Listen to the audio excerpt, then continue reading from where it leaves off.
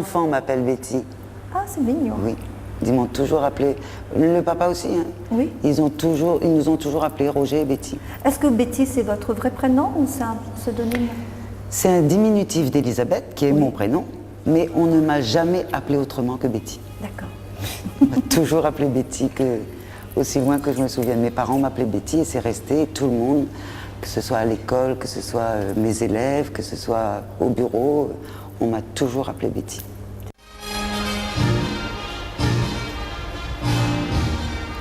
Mannequin à La Réunion, chanteuse de variété et de folklore, Betty Hébrard a été l'une des figures illustres du monde artistique local.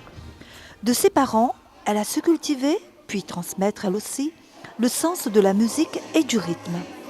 Une passion encore intacte aujourd'hui pour cette informaticienne de métier puisqu'elle enseigne désormais la danse et produit des spectacles. Avec son histoire, c'est toute une époque, pas si lointaine, qu'elle nous fait partager. Depuis quand vous évoluez dans le monde artistique?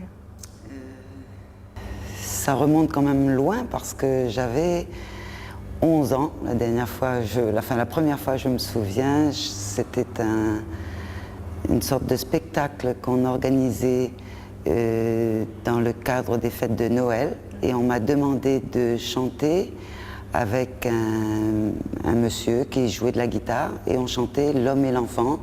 À l'époque, c'était Di Constantine et une petite fille qui chantait. Et je faisais l'enfant. Le fait d'être la fille d'un personnage célèbre à La Réunion, est-ce que ça vous a aidé quelque part dans votre évolution? Ce qui m'a aidé, c'est le fait que aussi bien mon père que ma mère étaient dans le domaine de la musique, de la danse, parce qu'ils dansaient tous les deux très bien.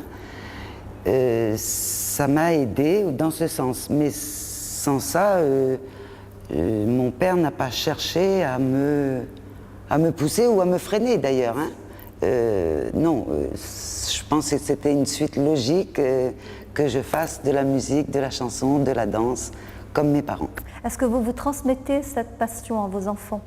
Oui, parce que les deux filles chantent, dansent comme moi. Super. Il y en a une qui a fait beaucoup de mannequinat dans l'île, hein, et puis qui maintenant me remplace dans le groupe folklorique.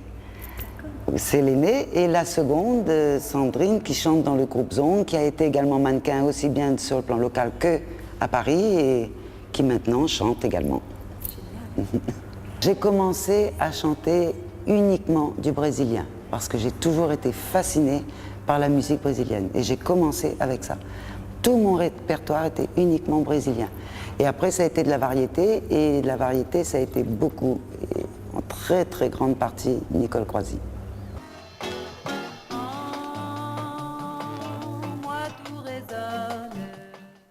En tant que chanteuse, puisque je chantais, j'ai très souvent fait la première partie d'artistes qui venaient à La Réunion pour se produire. Oui. Et quels souvenirs vous avez de ces... Très bons souvenirs parce qu'automatiquement on est en contact avec eux. C'est un peu un monde qu'on croit inaccessible lorsqu'on est dans une île et puis finalement quand on les côtoie, ce sont des gens comme nous.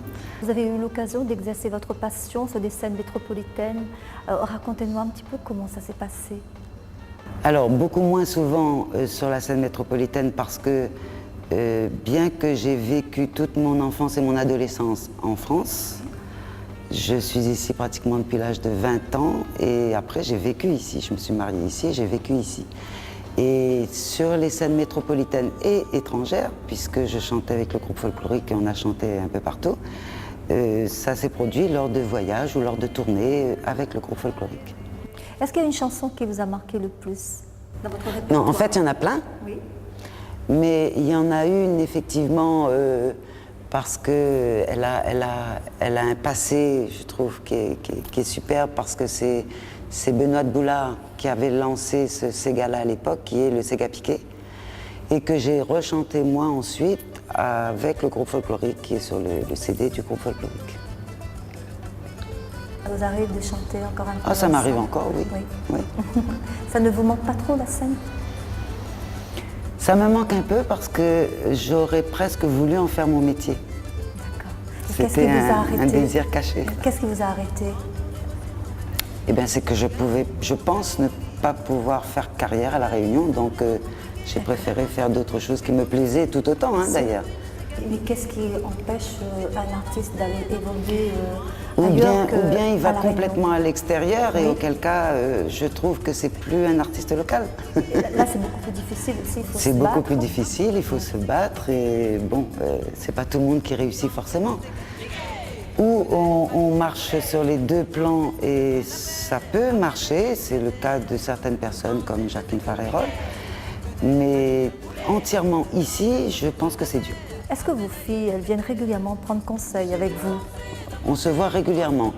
Prendre conseil, j'espère que dans mon éducation, de toute façon, j'ai essayé de leur donner l'essentiel. Ça a été inculqué dès l'enfance. Dès l'enfance, déjà lorsque j'étais enceinte de 2, j'ai continué la chanson, donc elles ont appris la musique dans mon ventre. Est-ce que vos parents étaient sévères avec vous? Mes parents étaient sévères également. Et j'ai fait la même chose que mes filles, c'est-à-dire qu'à l'époque, je ne trouvais pas ça bien du tout, quand j'étais enfant.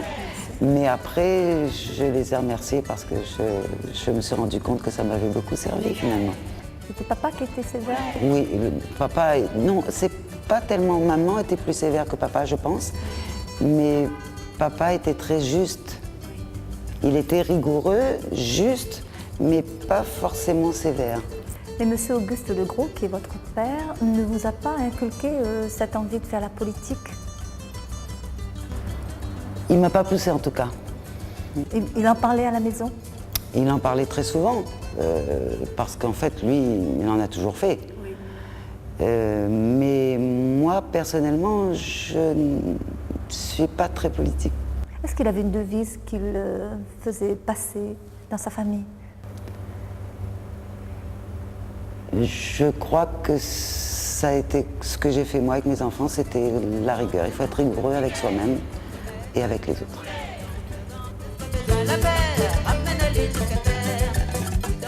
On est sur une île, donc en vase clos, et il est très difficile d'évoluer parce qu'on n'a pas l'émulation nécessaire pour aller et pour faire mieux, pour aller au-dessus et pour faire mieux. J'étais dans le même cas lorsque je faisais du sport. J'ai été numéro 1 et pour rester à la tête, ça a été très dur parce que j'avais personne au-dessus de moi à battre. Mais le tennis, j'y suis venue très tard et j'ai grimpé très vite en fait. Et j'ai été championne de la Réunion de 79 à 85 à peu près. Et vous avez arrêté? Complètement.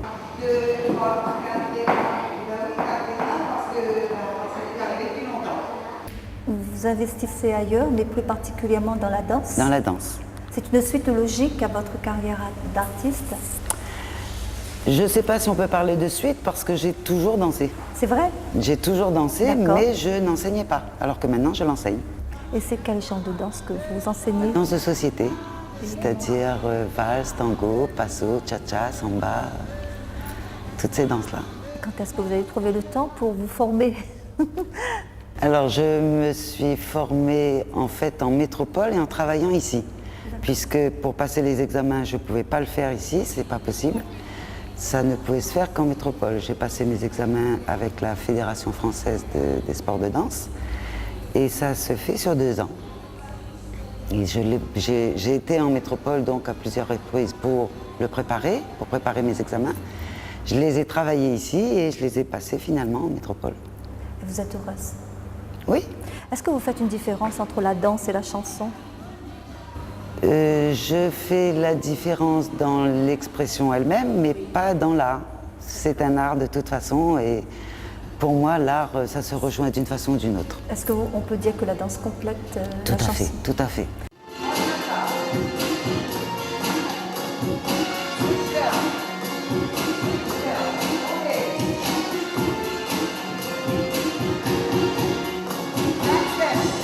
En dehors de mes cours, j'organise des stages, je fais venir un professeur d'Afrique du Sud régulièrement à La Réunion pour organiser des stages.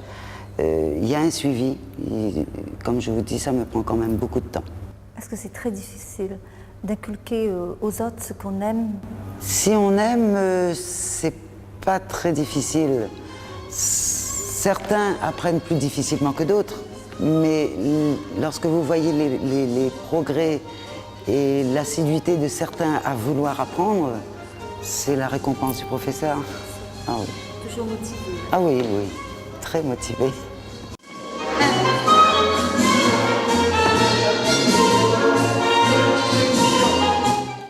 C'est très difficile de choisir les gens pour le spectacle. Non, n'importe qui à la limite peut faire un spectacle à partir du moment où il est motivé, où il a envie de le faire. Dans mon prochain spectacle là, j'ai aussi bien des élèves qui ont 4 années de danse qu'un élève qui a commencé cette année. Seulement il est motivé, il veut le faire et il apprend un peu plus difficilement parce que les autres savent de quoi je parle et lui il est en train d'apprendre. Donc il ne sait pas toujours de quoi je parle, mais il apprend. Il avance plus difficilement, plus doucement, mais il avance et c'est super qu'il y ait ces 2 niveaux ou ces 3 ou ces 4 niveaux-là ensemble. Qu'est-ce que vous pensez des nouvelles musiques, le rap, etc. Lorsque j'entends ce que fait le groupe ATP Laz, moi j'aime beaucoup. Mélange le rap avec le maloya, mais je trouve ça super, c'est l'évolution. Toutes les choses évoluent et que le folklore, qu'on garde tout ce qui a été notre folklore, c'est bien, mais qu'il évolue, c'est aussi bien.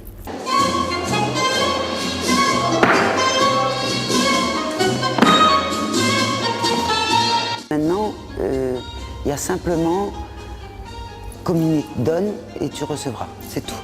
C'est l'idée qui passe avant d'entrer en scène.